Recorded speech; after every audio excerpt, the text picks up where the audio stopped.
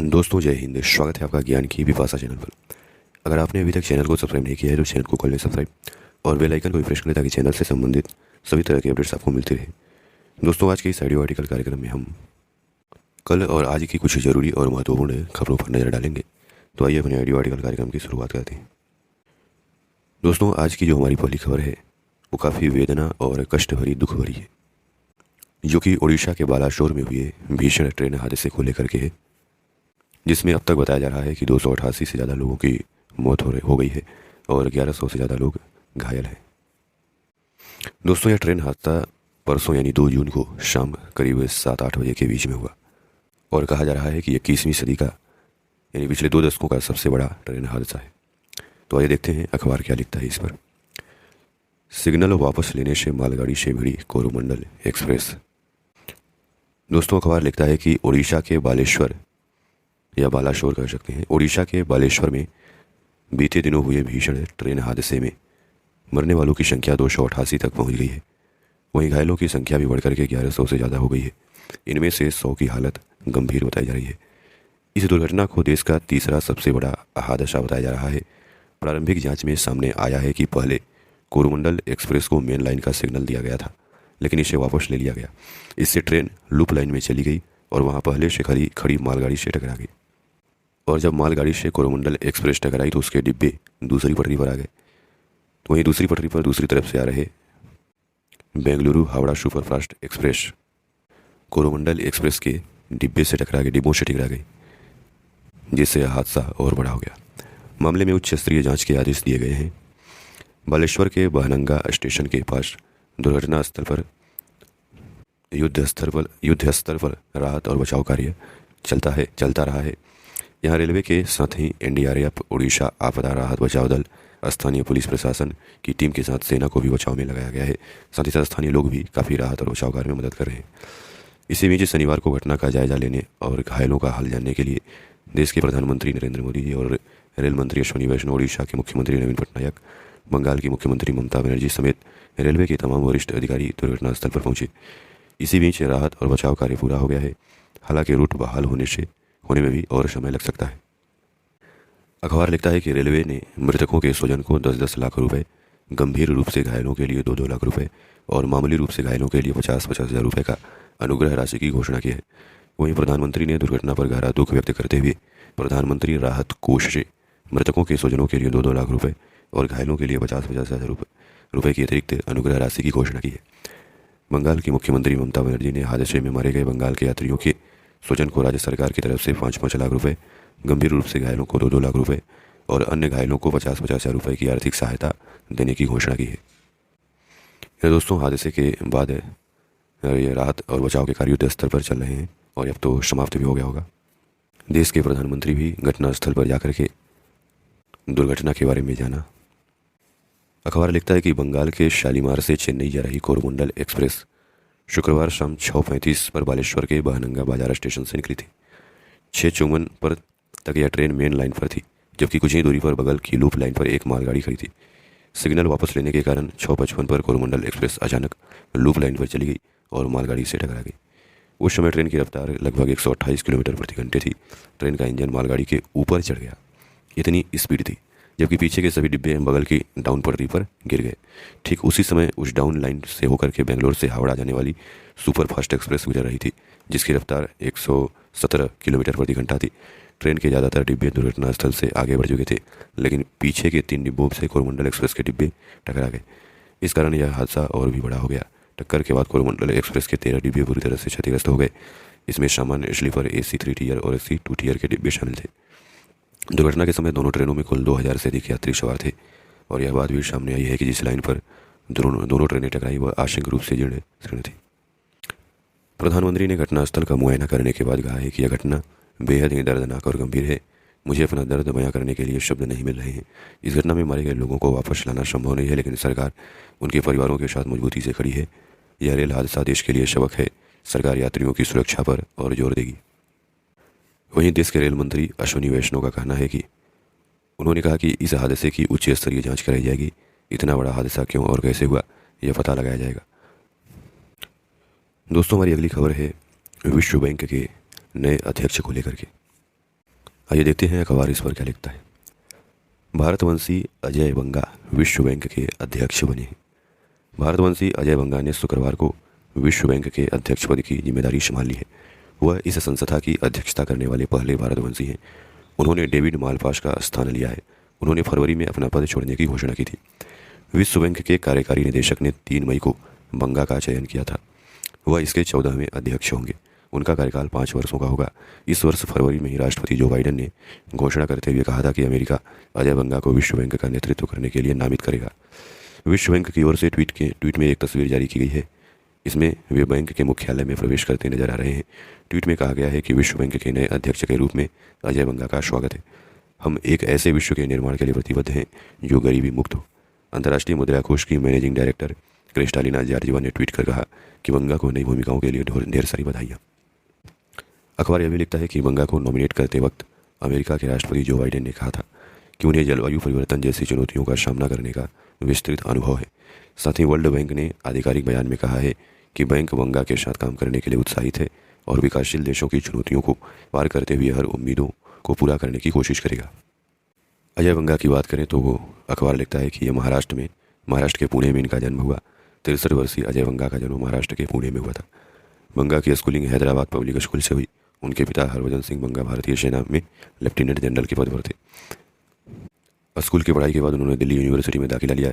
यहाँ Saint Stephen's college से economics में स्नातक किया। उसके बाद इंडियन इंस्टीट्यूट ऑफ अहमदाबाद में प्रबंधन की पढ़ाई की। 2016 में भारत सरकार के द्वारा वित्तीय क्षेत्र में उनके योगदान के लिए पद्मश्री से सम्मानित भी किया गया था। कहते हैं कि क्रेडिट कंपनी मास्टर कार्ड के CEO रह चुके हैं अजय बंगा। दोस्तों, अगर वर्ल्ड बैंक की बात करें तो यह अंतर्राष्ट्रीय वित्तीय संस्था है।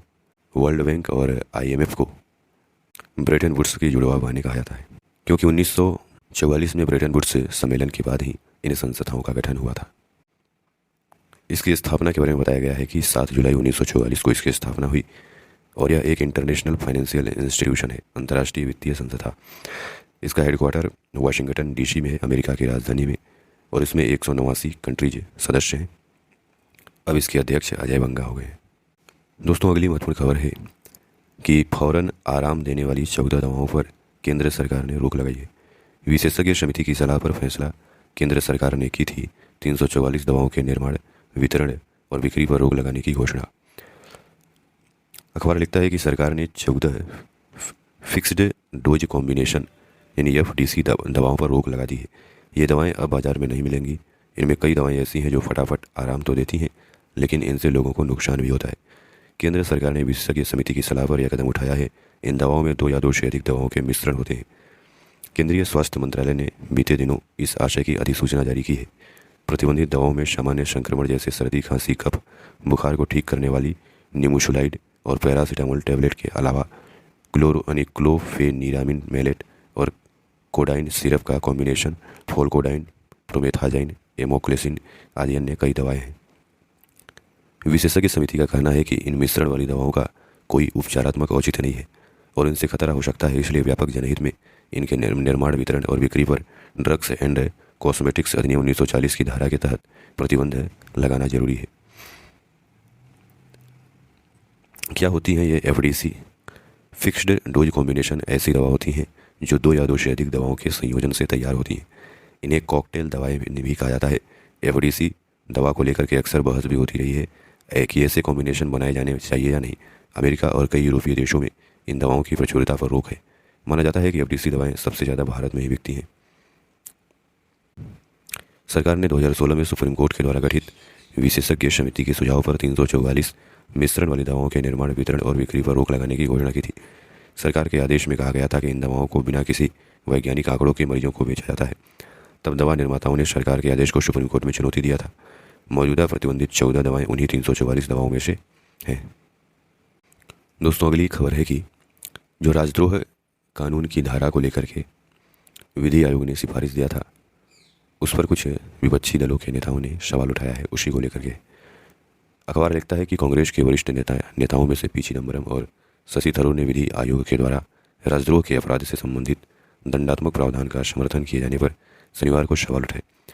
कांग्रेस के एक नेता ने कहा कि यह देखकर के दुख होता है कि कुछ न्यायाधीश और पूर्व न्यायाधीश वास्तविक दुनिया के कितने कटे हुए हैं। उन्होंने यह दावा किया कि यह कानून शासकों को इसके दुरुपयोग का निमंत्रण देता है। कांग्रेस के एक अन्य नेता ने कहा कि उच्चतम न्यायालय के आदेश का पालन होना चाहिए और केंद्र और राज्य सरकारों को राजद्रोह से संबंधित कोई मामला दर्ज नहीं करना चाहिए।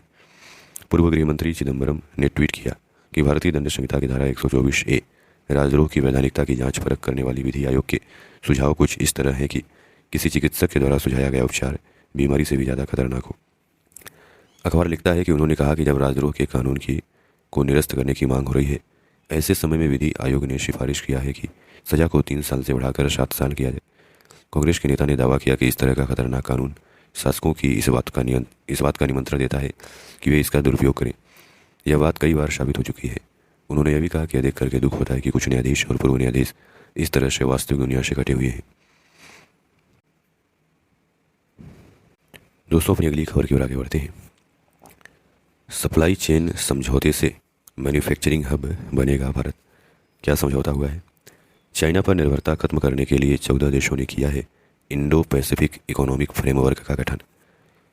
अखबार लिखता है कि एशिया प्रशांत क्षेत्र यानी इंडो पैसिफिक में चाइना के आर्थिक दबदबे को खत्म करने के उद्देश्य से बनाए गए इंडो पैसिफिक इकोनॉमिक फ्रेमवर्क के बीच सप्लाई चेन के समझौते से भारत को कई फायदे मिलने जा रहे हैं।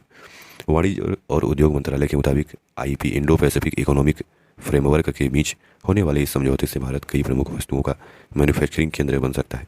वहीं आत्मनिर्भर भारत और PLI स्कीम को प्रोत्साहन मिलने के साथ देश में MSME को भी इसका लाभ मिलने जा रहा है। पिछले सप्ताह ही IPEF से जुड़े देशों के बीच सप्लाई चेन को लेकर के समझौता हुआ था।